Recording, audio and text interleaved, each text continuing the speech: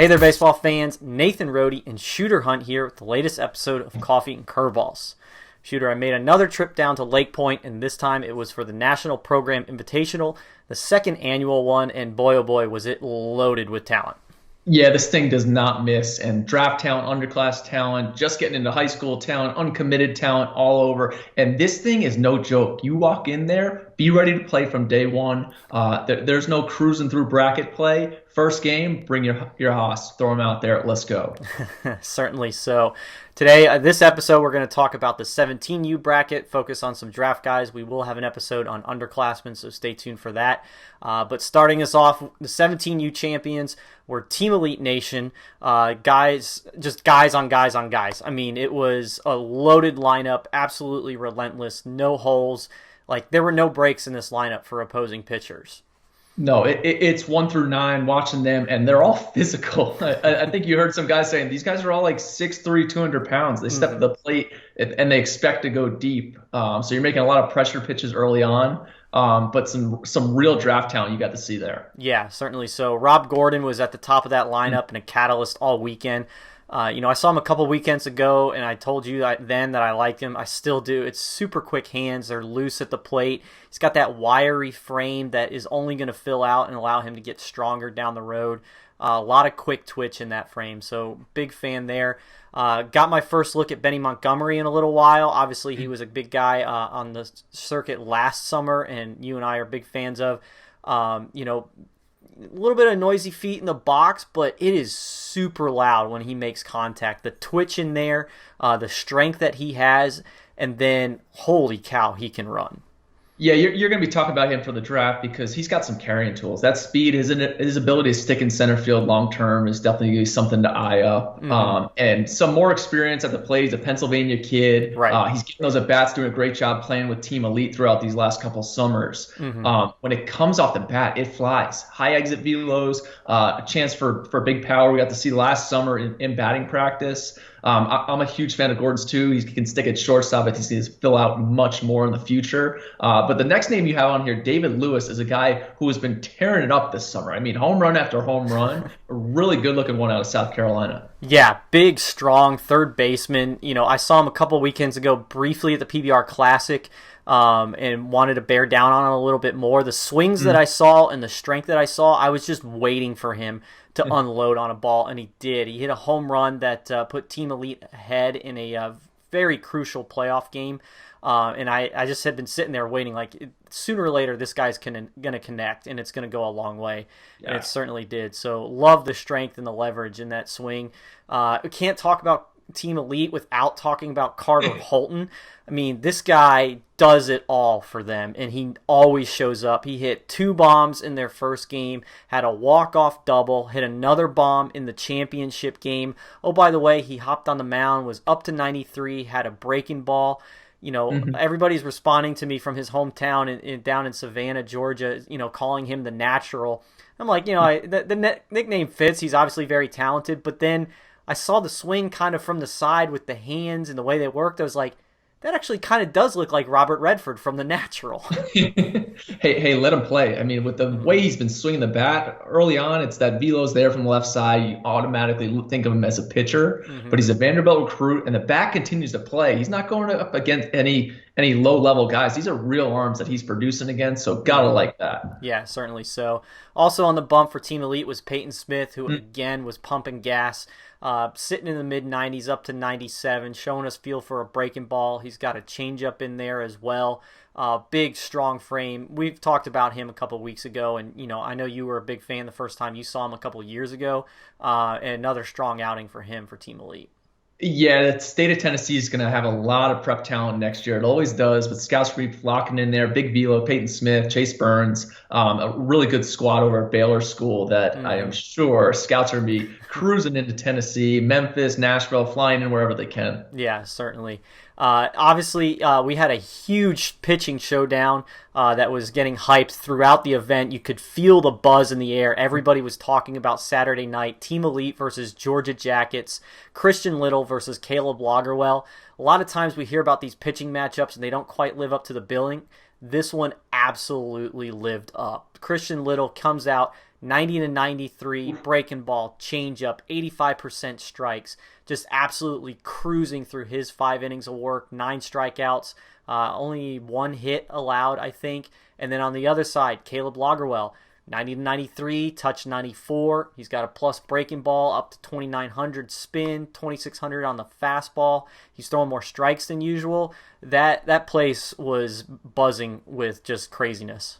Yeah, and there's a reason why Christian Little is the number 2 ranked player in the class. You look at the projection, the frames there. He's more than a year young for the class too, which will be help out when draft time comes. 85% strikes is really impressive. I don't care who you are or what level you're throwing at. That's really good. To do it against the Georgia Jackets lineup, even better. Definitely a draft guy. I would expect Lagerwell, for a lot of scouts, not to have that much familiarity with him. But we obviously saw him at the Future Games last year. Love it. He's a top 100 national guy. Can really spin it. Kudos to you, Rody. That's like, you should have brought the popcorn, get your Cracker Jacks out, and just enjoy that game. I needed to take a breath after it. It was so intense trying to get video of it, and just, the crowd back there. There were a few scouting directors there, a bunch of scouts, and everyone knew about Christian Little, but I was telling them, watch this Lagerwell guy, and they were certainly impressed. But early on in the event, the first night, I got to see left-hander out of Ohio, who you told me is definitely a guy to watch, and that was Gavin Bruni.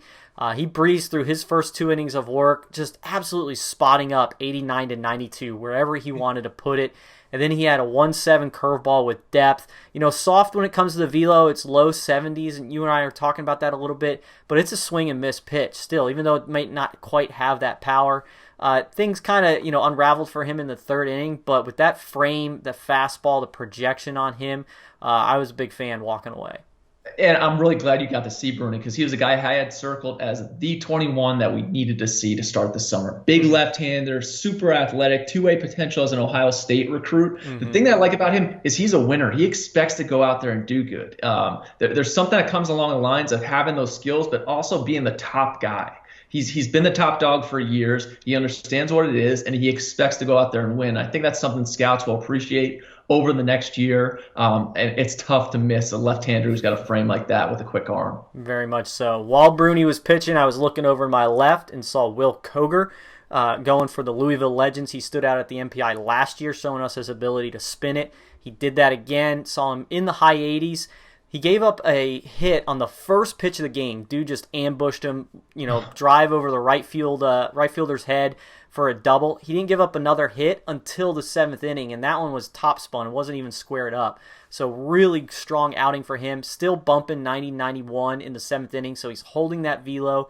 Showed us the spin that he showed us last year. I was talking to a scout that was watching the game, and he was like, dude, these Louisville guys, he's a Louisville recruit.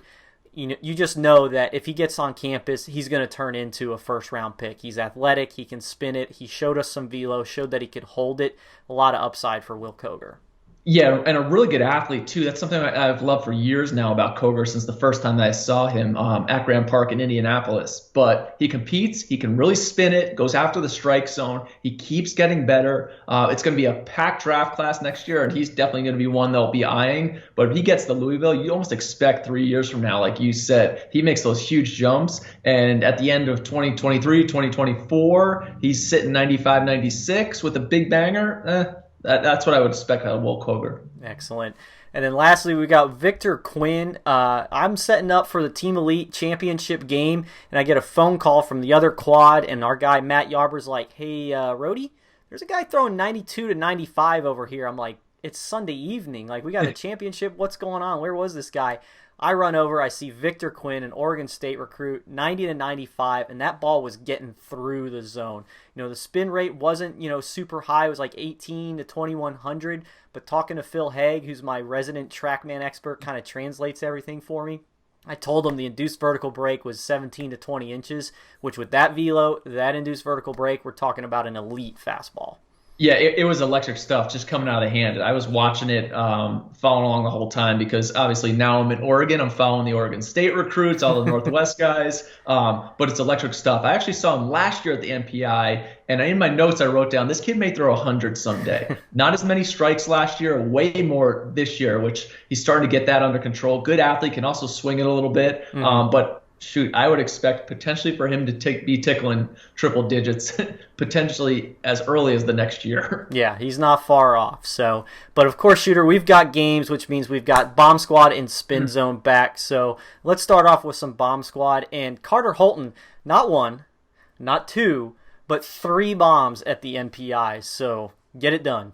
Okay, and it wouldn't be a complete weekend at Lake Point without Rob Gordon going deep. It seems like he does it every time he steps foot into Lake Point. Yeah, big grand slam for him to left field. And then we got Jake Johnson, who's uncommitted out of Ohio. I don't think he'll be uncommitted real long against Peyton Smith. He ain't scared of velocity. Takes 93 to right center for a home run that actually put his team up for a little bit against Team Elite.